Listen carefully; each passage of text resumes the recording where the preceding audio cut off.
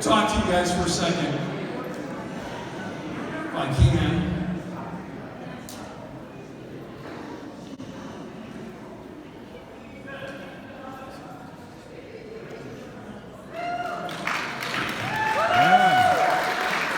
Hopefully, a couple of beers or drinks in you right now, so we'll loosen up and make it a little more fun. But first of all, Mike and I want to say 1,000% thank you for coming, watching our things, and participating and being a partner with us in this. Because you guys are the first people to see this movie. And all of the feedback, positive, negative, it doesn't matter. It's all important to us. And one thing that we've learned in the journey, people ask me, what was the best part of the movie? Well, in a non-kind of way, it's meeting the people that are behind the victims. And those people appreciate the exposure that we've given the topic that nobody else wants to talk about.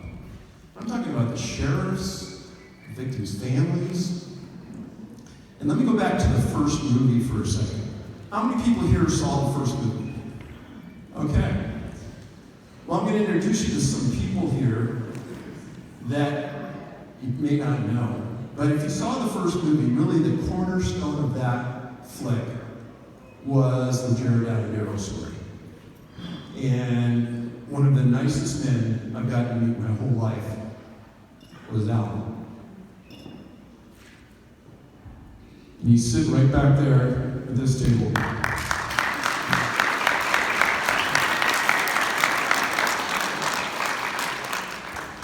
So that movie would have been nothing without Allyn's participation and his wife Debbie, his emotions and his story and the articles that he had of his son.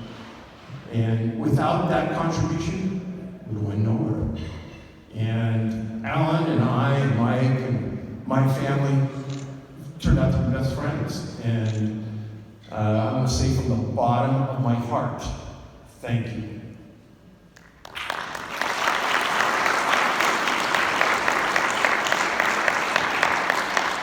So now another question.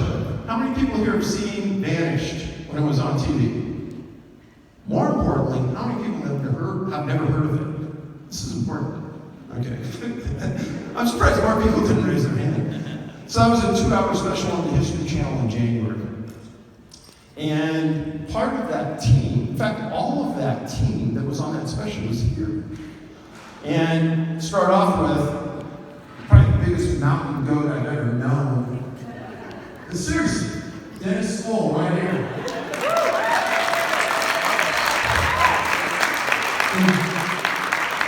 Kind of behind the scenes that you never saw is one day a crew says, oh yeah, we're going to go film over here, and Dennis can sleep in. Yeah. So I get Dennis to go, hey Dennis, let's take off. We're going to go all the way around the backside of the park, come up, and walk up a valley by ourselves, and search an area that nobody's ever been. He goes, yeah, let's do it. So it was never on film, it was never photographed, but it was just something that we did together. And we didn't get in trouble. Yeah, we were hitting an area where we weren't supposed to be, but yeah, it was fun.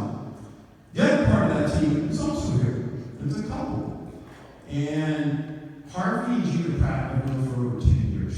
And how this started is I had a lead on some sightings up in the Hooper Reservation in Northern California. And I had made some inroads, and I had a lot of witnesses. And I was looking for an FBI-trained forensic artist to draw sketches of what people saw in the woods. And I saw these sketches by this guy named Harvey Pratt. And I said, well, he'd be a pretty good fit. And then I kept reading, and I said, oh my gosh, he's the Cheyenne Arapaho Native American chief. And I'm on a reservation. And I said, oh, this is a big no. So I called Harvey and I go, oh yeah, what's he going to say when I start talking about strange, scripted topics? Harvey and I'm talking to him on the phone, he goes, Dave, I'm all in. Let's go. He goes, one caveat to that, you better bring my wife. And you think, here we go. And you gotta bring the wife. So I didn't know anything about Gina at the time. Well, Gina was a special agent for the state of Oklahoma too, so I really had a big bang for the buck. And we did 2 books together. And over the years, then we did Vanish together with Dennis. And if anyone's ever known a great artist, I never have before Harvey. Harvey this year applied and through a bunch of worldwide entries, he won the entry for the design on the Smithsonian in Washington, D.C. for the Native American War Memorial.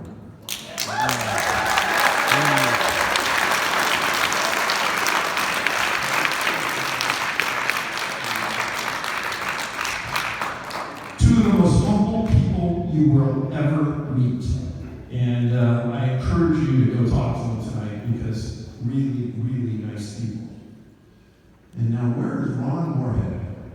Over the years, I never really knew Ron super well, but I approached him with this idea about this film on hunters, and I said, I'd like to go into your camp because I know over the years, 50, 60 years, that had all this strange stuff happen, and it was in real close proximity to where these other people disappeared at the Nella Vista.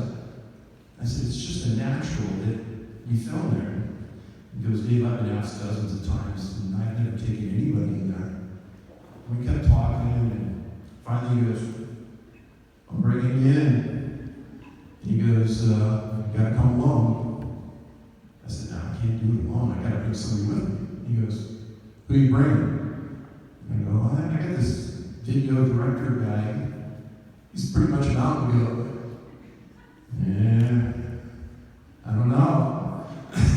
Make a long story short, it was Mike and myself, and Ron, Scott Nelson, and Scott's son Steven. And I've been a lot of places in my life, and camped a lot, and I honestly have never been anywhere with a group of people that the entire week got along perfectly. No drama, nothing but great stories, and that man right there in the black hat, again, just out of the mold of Dennis and Harvey and Allyn, humble, nice, credible, high integrity. And if anyone ever gave me a ration of crap about Ron's story being in the movie, I would, with my heart, have no problem defending it.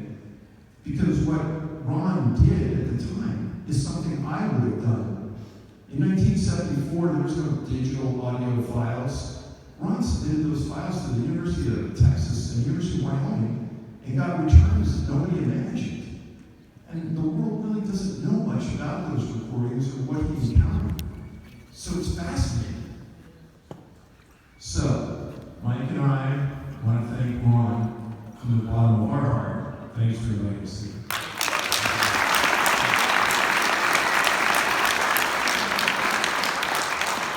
Now, the guy standing next to Ron, oh, you can? Well, that's good. These are still the last batteries for my hearing buds.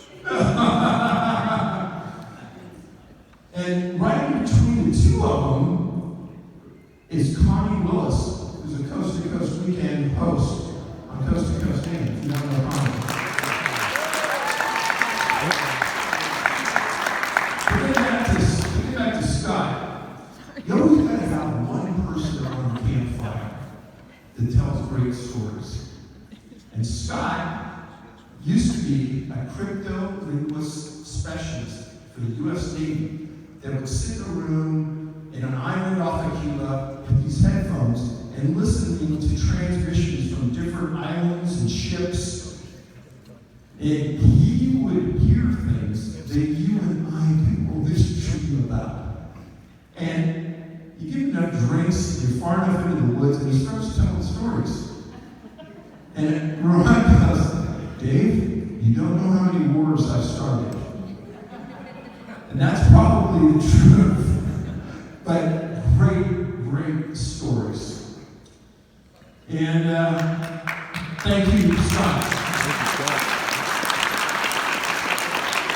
And the only thing I miss is the last guy who wasn't on the trip with us. I'm not saying any of that is true because I didn't hear one word of it. So, the last guy we missed is Stephen, his son. And Stephen was the nicest guy. And you can imagine if you had a dad that talked a lot and told a lot of stories, we'd always look at Stephen and go, is that true, Stephen? Yeah. Was your dad really like that younger?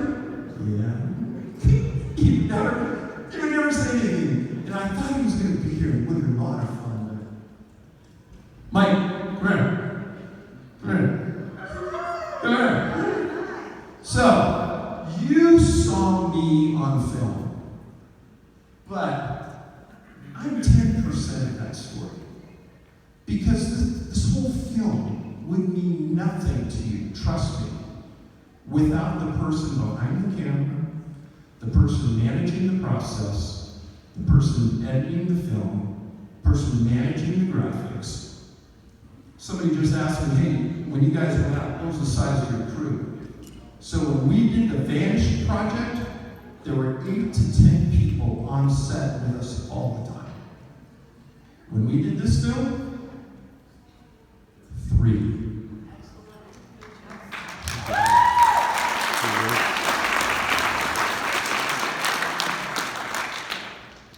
When we were done, Mike got all the hard drives, and that guy right there disappeared for 4 months and sat in a trailer in a room, and he edited that thing down to action. If you don't know how hard that is, it's unreal.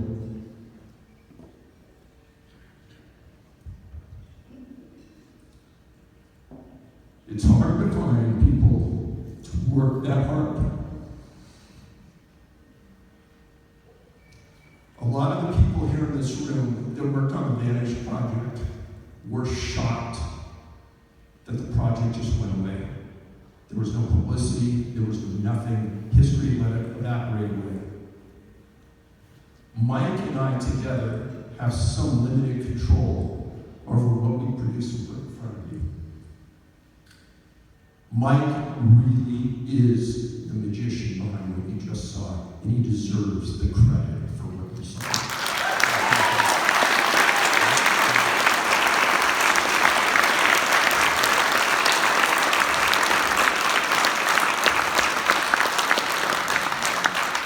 He is a man of few words. He needs to say something.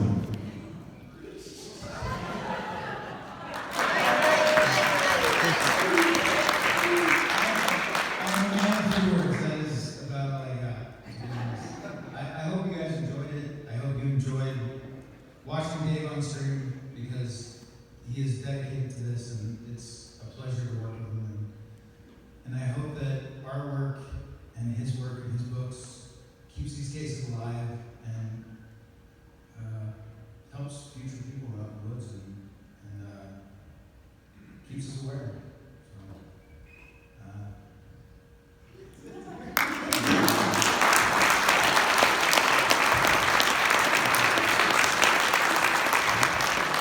Lastly, 2 people here that were in the film that have been a part of my life for the last several years is I got a call about maybe 6 years ago from a person I never met. They said, hey Dave, we're a big fan and we want you to be in our show. And I thought, oh, okay. So I started listening. And he goes, how about if we fly out to Mississippi and we have some barbecue, and we talk, and we kind of set up the program. I said, yeah, that'd be fun. I've never been to Mississippi. So, Cuz Strickland, who's a senior VP of Mossy Oak, went down there, met him, loved the guy. The same frame as Harvey and Allyn and Tom, Scott, Dennis, all these guys, and we ended up going turkey hunting in New Mexico. Who would have figured? And hey, it's Mossy Oak property. I'm thinking, oh my God, the turkeys are going to jump in my lap. I can shoot a shotgun, and it's not like a rifle, so I can hit it. You know, I trained with a shotgun for 20 years, so I can do pretty good. So we go out there, and we get to this house, pretty nice house, and we have a cook. And Cuz goes, hey, Dave, there's another guy with us. I said, oh, really? And some guy walks up, really ripped. And he goes, oh, this is so-and-so, World Wrestling Federation champion. And another guy, shook his hand, super nice guy, very humble. So he ends up shooting turkey. I saw one with binoculars once. It's not as close as that. But we're sitting around the campfire, and we're talking about missing hunters.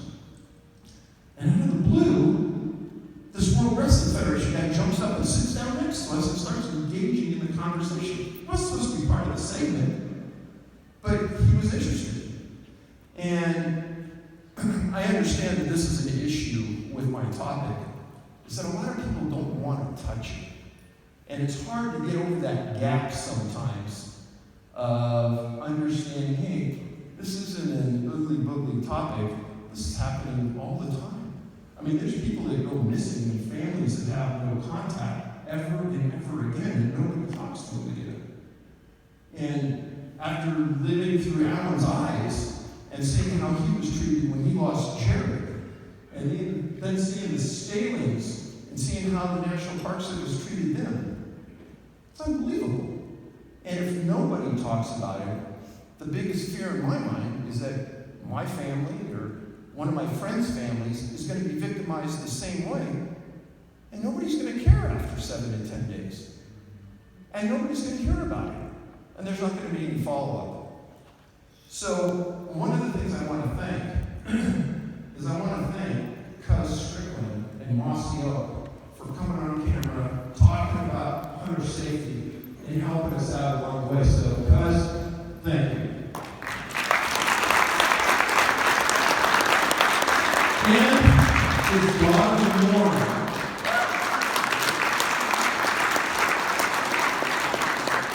So this is something that I never did in the first movie. I never really thought. Hey, I want to say something.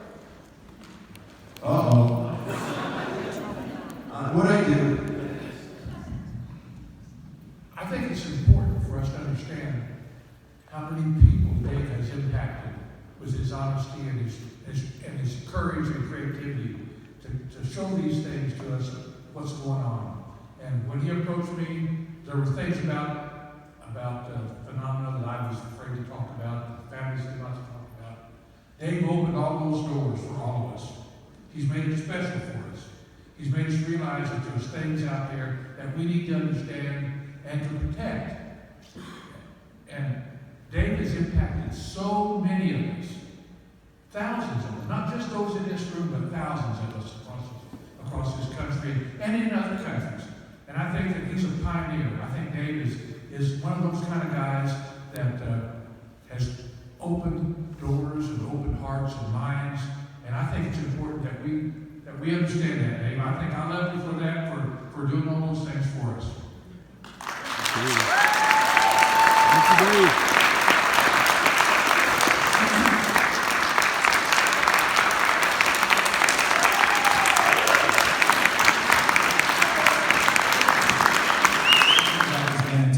Because when you have a missing family member and everybody comes up with weird theories that don't make sense, and when everybody goes away and nobody wants to pay attention or no one wants to help, then you run into a guy like this.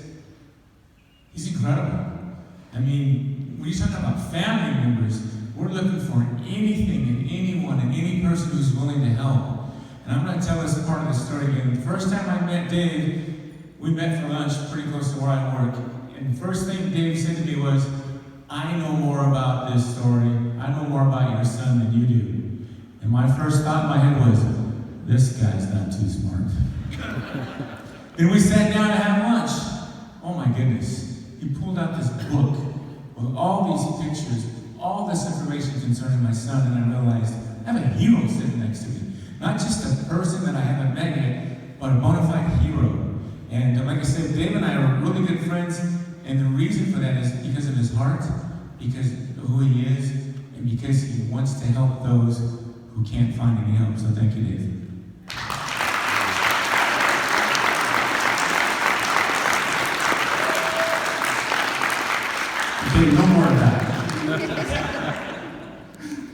Thanks, Allyn. Thanks, Harvey. Start off.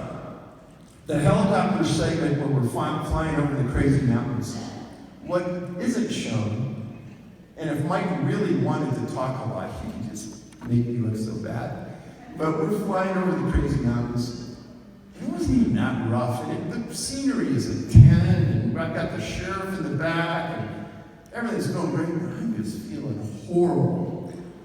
And I thought it was turning green, and the pilot looks at me and goes, I better land.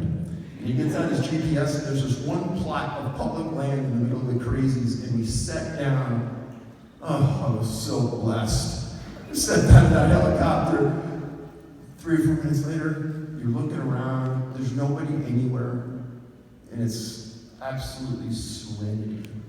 And thankfully, the rest of that ride was okay, but boy, I was feeling bad then. Really bad.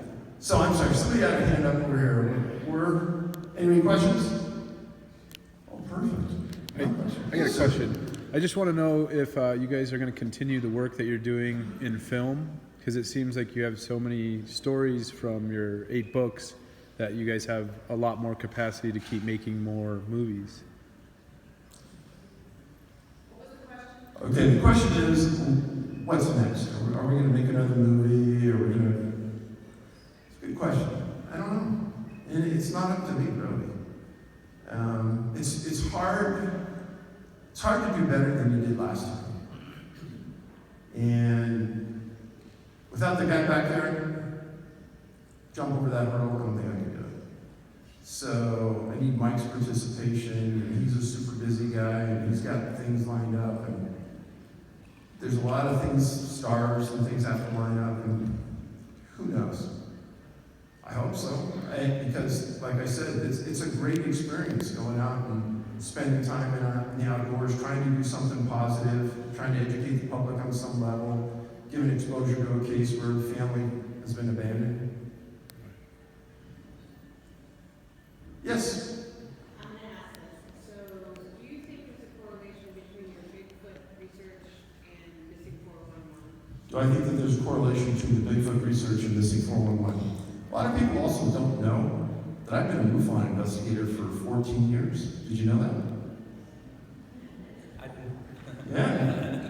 So MUFON, we usually do a phone network. So I like to think I'm 10 miles wide, about a half an inch thick. So I've had, hopefully, thousands of people read my entire series of books. I've never, ever had one person that's read the whole series and said they have the answer. I don't think it's that easy. With the recent revelation of the Tic Tac UFOs, and people don't know this, but Angie and I were at a conference in Oregon, and I was alone in a room with Commander Frater for an hour, just he and I, bullshitting and talking. And he's the guy that went nose on with that Tic Tac off of San Diego. He said, Dave, we don't have anything like that. And he said, it moved like nothing I've ever seen. And he said, I know that our pilots could handle the G-forces, that thing coming down from 30,000 feet to 50 feet off the deck in 0.78 seconds to a dead stop. He goes, there's no way. He goes, my butt would be through the sea. So, I think there's a lot in our world we don't understand. And the reason those 2 cases were in the movie is because they could both be validated. That's the only reason. So with Ron's, he had the tapes, they were validated by a professor. And with the Lima, Ohio case, Bruce McAbee is the premier optical physicist in the world. And when he looked at that picture and said, it came from the phone, Verizon said it came from the phone, but Verizon said that the phone couldn't take it. He goes, what do you mean? He goes, we don't know what we mean. So what happened? Something happened there. And then with Jan losing her memory for that period of time, something happened. And then when we asked the obvious question, well, do you think it was related to what your nephew saw in the field a half mile away? You know, two coincidences like that, two crazy coincidences like that. What would be the odds, right? Anything else? In the movie, you mentioned that a lot of these disappearances take place at like 6:30 in the evening, roundabouts. Have you identified any specific like times of the year when they're more prevalent? So most disappearances occur sometime around 4 to 5 p.m. in the afternoon. Statistically, that's what it says. Time of the year is a tough one because you have to think about when are more people out in the woods. So let's say January, February, not a lot of people out there. And then you start looking at October, November, late September, a lot of people in the woods hunting. Numbers go up. June, July, August, early September, a lot of people out there, summer break. So that's a real tough one to gauge because of that. But when you look at it month over month, it all kind of makes sense in the waves and based on what I just said. Anything else? Yeah? Dave, what propels you to teach everyone about this? What propels me to teach everybody about this? You know, it eats at me a lot. And I'm being truthful, it really eats at me, not the unknown part of it, but I hate the part. I hate it. The way Allyn was treated, the way the Stalings were treated, the way these families are treated by the national parks.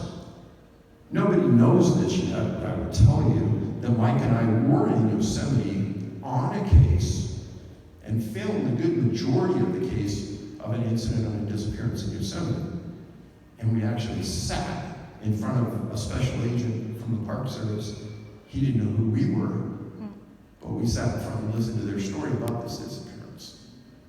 And we were with a family who essentially has been told nothing about the case, and no one's looked at the case in probably 50 years.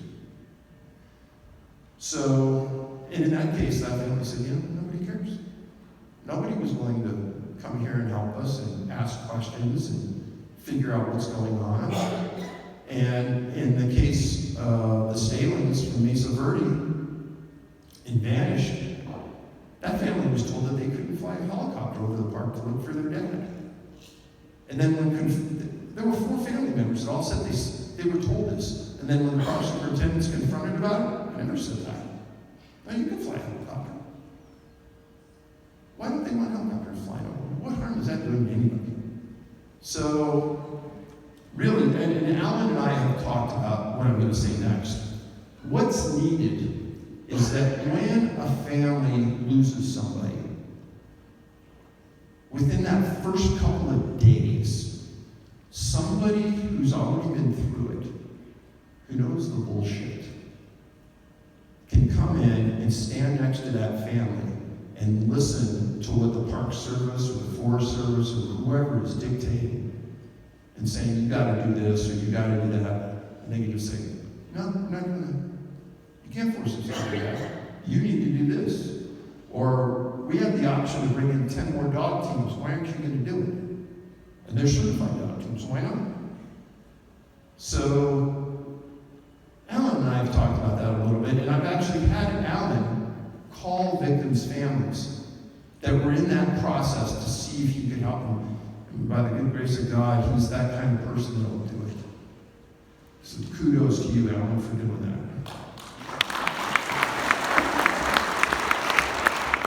In all your cases you research, is it usually always one person that vanishes, or have you had cases where 2 hikers or 2 hunters vanish? Everyone hear that? Has there been cases where 2 people have vanished? There have been, but it's really, really rare. Very rare. I'll tell you about a case fairly recently. Within the last year, a woman was a retiree from the U.S. Forest Service as a ranger in Idaho near the Selway River. And when she retired, she became a cook for a hunting camp.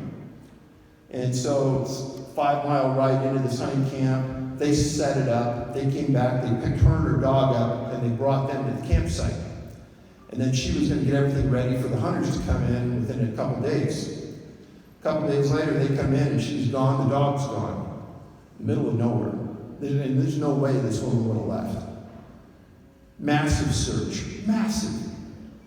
And her dog gets found 2 weeks later, 12 miles away, at the Forest Service office she used to work at. She's never found. But backtrack. The day she disappeared, 20 hours after they realized she was gone, and 14 miles south, there's a film crew that's at the Penway Mines filming a segment for a British TV station. And there were 6 people on this crew. Everybody on the crew says that they're just standing there talking, and this one guy with the crew who's been part of the crew for a long time, he starts acting weird. And they said he starts looking side to side, and they said in front of him was a very steep hill. And they said they looked, and the guy took off running as fast as you can imagine, dead run into the woods. Nobody could keep up with him, massive search, he's gone. Same county, 14 miles away, pull resources off of that, come over here, search, the guy's never been found. Now you think about that. In all the wilderness, everywhere away. These 2 cases, 20 hours apart, 14 miles apart. That's pretty weird. Anybody else? Yes, sir.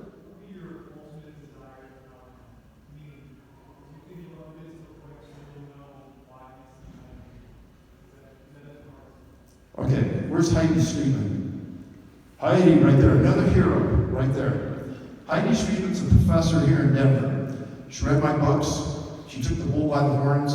She wrote up a proposal to get signatures online, petition, to get transparency in the National Park Service so that all the disappearances will be online, easy access, easily understood for everybody.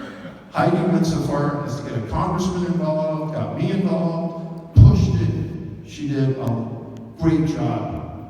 And it's at this roadblock right now with the congressman taking action. But thank you, Heidi Streetman, for getting involved.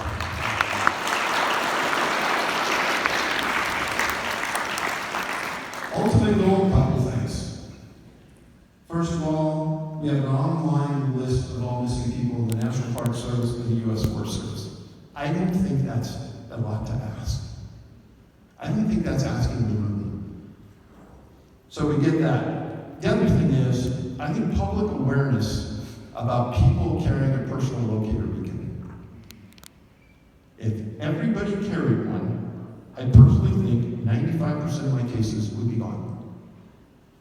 Because once you activate it, it sends a message up to a satellite, sends a message to the Oceanographic and Atmospheric Administration, and then they can find you within 10 feet. They look at the coordinates, they call search and rescue for that area, don't move, and they will be there within 24 hours. If everybody carried one of these, problems would be solved. So why doesn't the U.S. Forest Service, the National Park Service, in their ads, advertise that we should be carrying these? Seems like a no-brainer to me. It would cost them less work. And within one public service announcement, they're doing something good. I think that would be my goal. And then, when I first started to get into this, I had done the first 2 books, and somebody in Search and Rescue read them and said, hey, National Association of Search and Rescue, you gotta get this guy to talk. So I'm talking in front of a room of probably 1,600 people. It's huge. And I'm talking about all the statistics and facts and cases.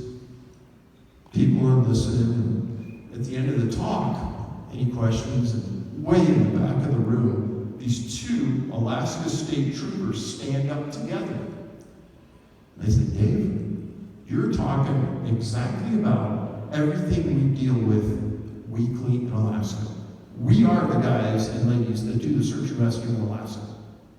You know what you're saying? Things we run across all the time. But all these people out here, they don't want to talk about it. So thank you for bringing it up, Dave. You know what?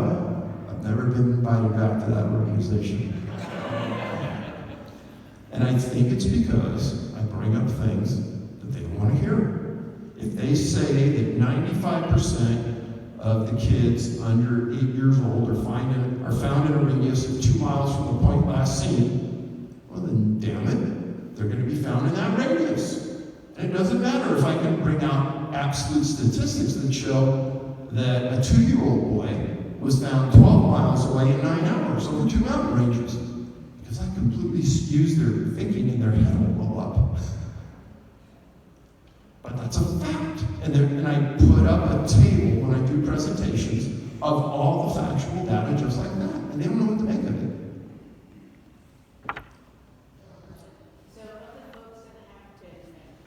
Of the folks that have been found.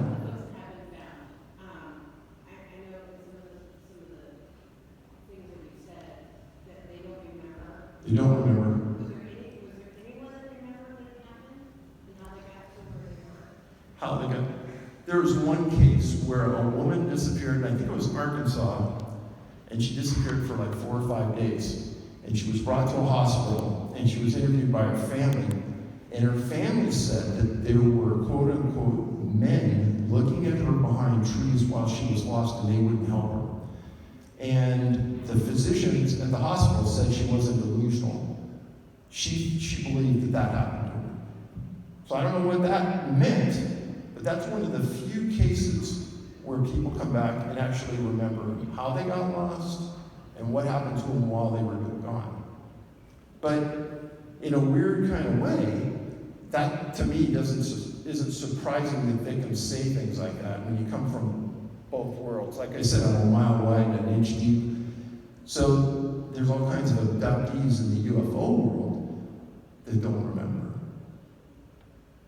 Now, I'm not saying that's what happened, but if someone, somehow has the ability to freeze your mind or not allow you to remember, there's I can remember some tragic things happening to young kids, molested, brutalized, and your mind has the ability to block that. So our mind can do it too. So I don't know what's going on, just saying. Anybody else? Patterns with altitude? Any patterns with altitude? Other than I get it above 6,000 feet, I'm huffing and puffing. That's a pretty consistent pattern. No. Yeah, question? Strangest case? Wow, that's a hard one. They're all, honest to God, they're strange. I mean, the man sitting right next to you, that Atadero case has been turned upside down, sideways. That is one of the strangest, most thoroughly investigated cases, personally, I've ever been involved in. I gotta say that. And Allyn knows. Nothing. The sheriffs tell him and they tell the world, mountain lion attack. Except his son's pants are inside out. There's no blood on any of the clothing. He presents the case to a series of mountain lion experts, and everyone says, no, that's not a mountain lion attack. Then some expert says, oh, the skull rolled down the river, and somehow or another got 550 feet up the embankment with a tooth and other things. And that same skull, to add mystery, has all of these striation marks on it. And when I looked at it first in the pictures, I said, something's not right with this. And some of the striation marks are right angles. So what did I do? I sent that to Harvey Pratt.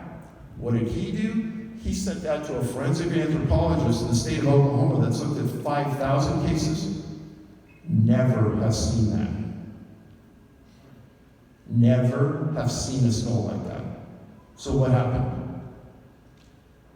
Very mysterious case.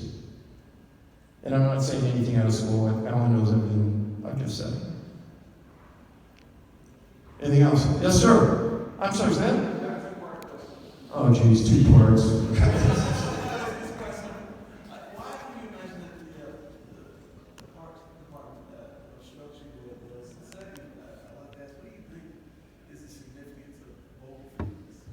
The significance of?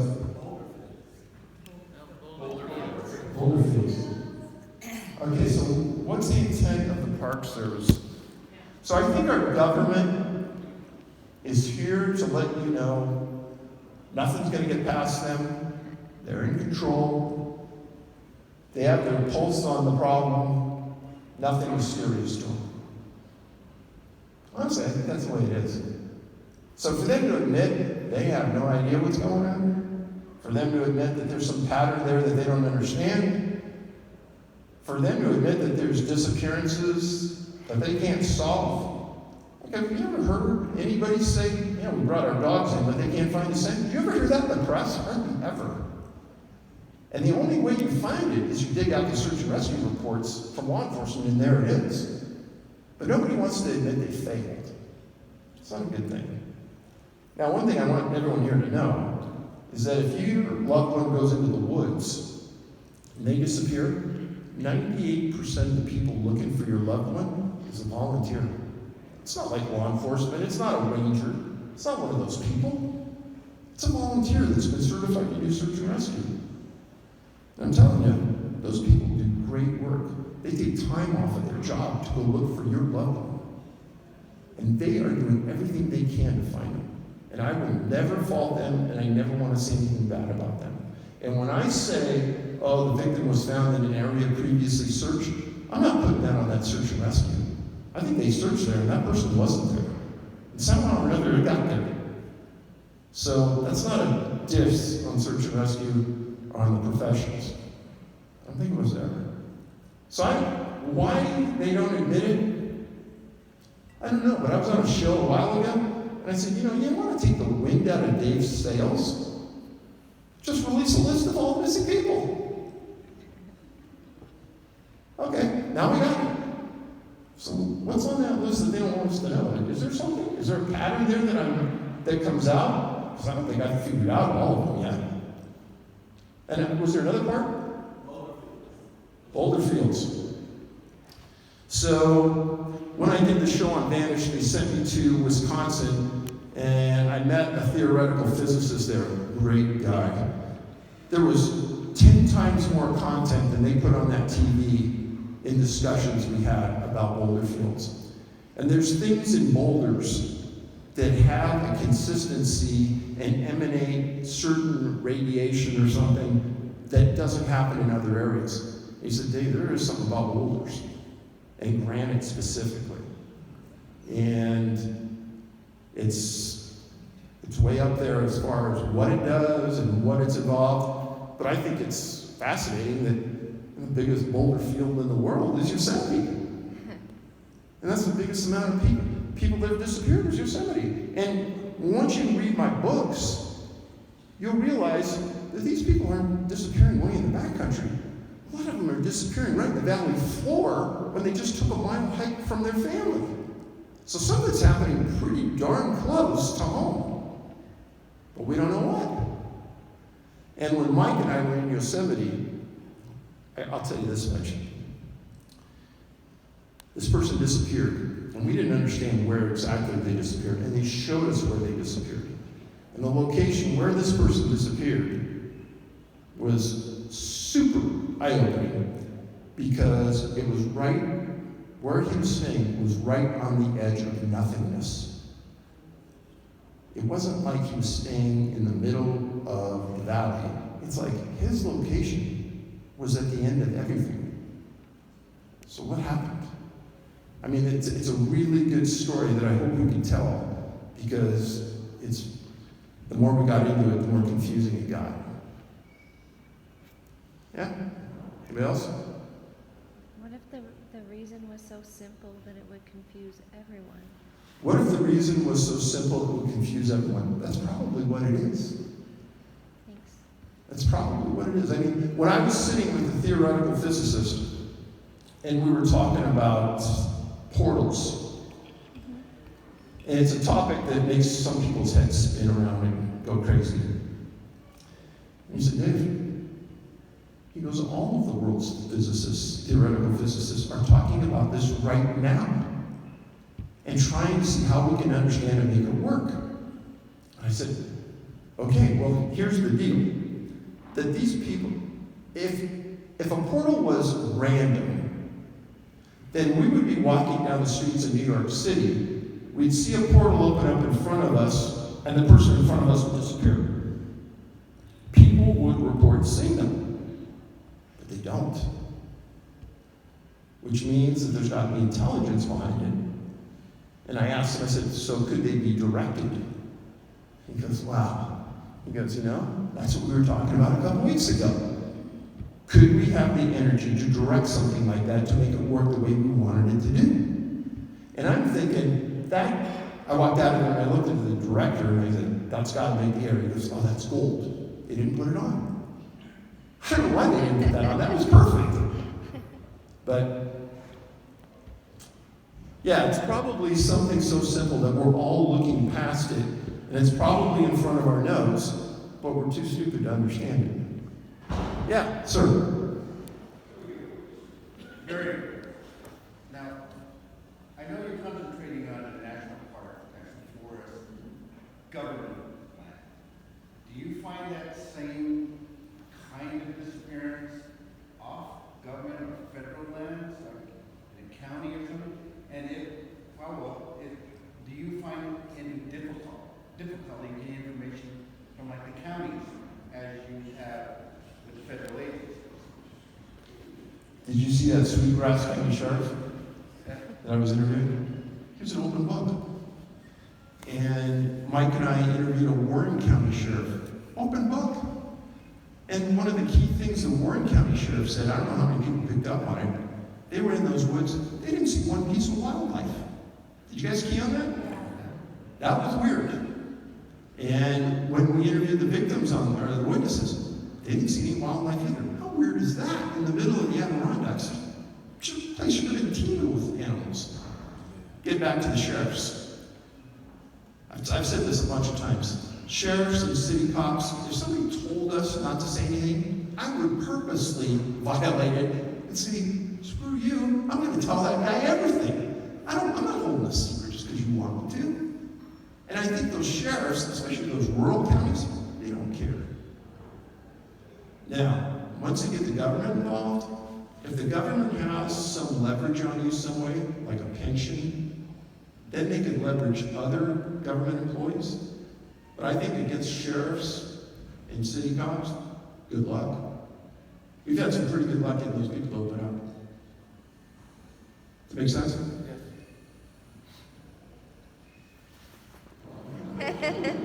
Yes, sir. Recently, the PCM the 2-year-old that said he was protected by a figure. Yeah.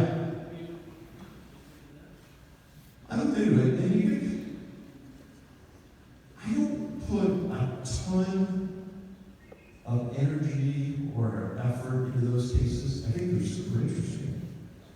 But boy, they shut that kid up. And you can't interview her, can't talk to them, nothing. Any of those cases, parents don't want anyone near those kids. And one reason is, if it was your son or your daughter, would you want some unknown entity coming in there talking to your kid? Probably not. So, I'm going to end this for a second. Where's Mike's mom? Where is she? Oh, she's over here. Mrs. DeGrazier. Can you come here for a second? Now, there's really the star of the show, right there.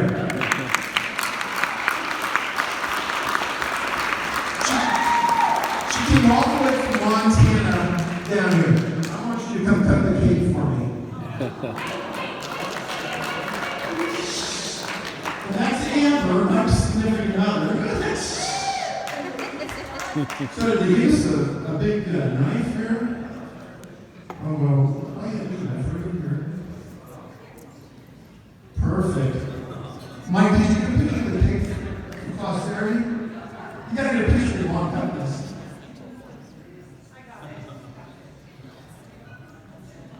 Yeah, we stay with your mom, for sure.